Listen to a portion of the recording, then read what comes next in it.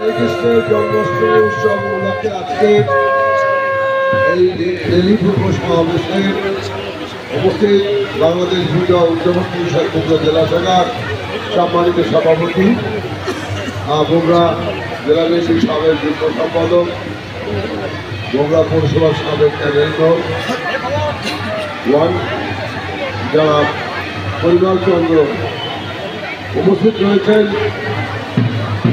আজকের এই অনুষ্ঠানে বিশেষ অতিথি মন্ত্রীগ্রাম এলাকার সাবেক জাতীয় সংসদ সদস্য, জেলা বিএনপির সাংগঠনিক ভারপ্রাপ্ত সাধারণ সম্পাদক আল্লাহ মোশাররফ হোসেন, উপস্থিত পূজা উদযাপন পরিষদের সাধারণ সম্পাদক নির্মল, উপস্থিত রয়েছেন অনেক সাধু এবং আমাদের সনাতন ধর্ম রবিদের উপস্থিত ভাই ও বোনেরা, সবাইকে আমার আদাব এবং জন্মাষ্টমীর শুভেচ্ছা।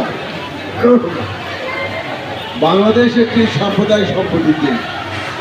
আমরা এখানে হিন্দু, মুসলিম, বৌদ্ধ, খ্রিস্টান সবাই মিলে একই সঙ্গে আমরা বসবাস করি।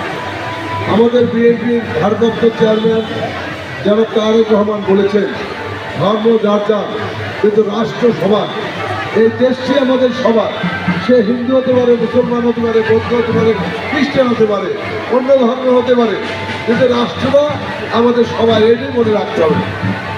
আমরা লক্ষ্য করেছি আমাদের হিন্দু ভাইদের কিছু দল, একটি দল সবসময় ভুল বুঝিয়েছে, বিভ্রান্ত সৃষ্টি করেছে যে হিন্দুরা একমাত্র তাদেরই সম্পত্তি।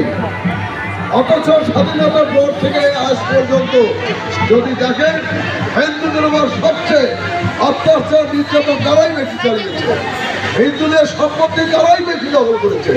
সর্বশেষ উদাহরণ আমাদের নির্মল যারা বললেন, এই যে ঘরের বাড়ি, এই ঘরের বাড়িটি আওয়ামী লীগের সময় আওয়ামী লীগের নেতারাই দখল করেছে। কাজে আজকে এইভাবে স্বাধীনতার পর থেকে তারা হিন্দু সম্পত্তি দখল করে আছে, হিন্দুদের উপর নির্যাতন করেছে।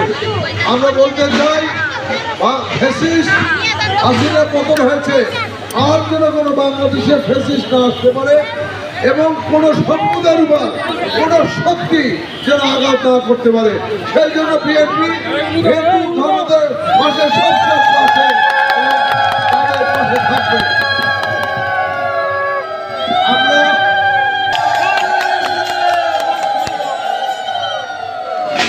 আমরা যেটা জানি, শ্রীকৃষ্ণ সাম্য এবং মানবতার কথা বলেছেন। এ দেশ সকলের দেশ, হিন্দু, বৌদ্ধ, মুসলিম, খ্রিস্টান সকলের দেশ। এ দেশ সাম্প্রদায়িক সম্প্রীতি দেশ। অসাম্প্রদায়িকতার কোনো স্থান বাংলাদেশে হবে না এবং যারা অসাম্প্রদায়িক বীজ বপন করবে তার বিরুদ্ধে আমরা হিন্দু মুসলমান সবাই মিলে ঐক্যবদ্ধভাবে রুখে দাঁড়াবো।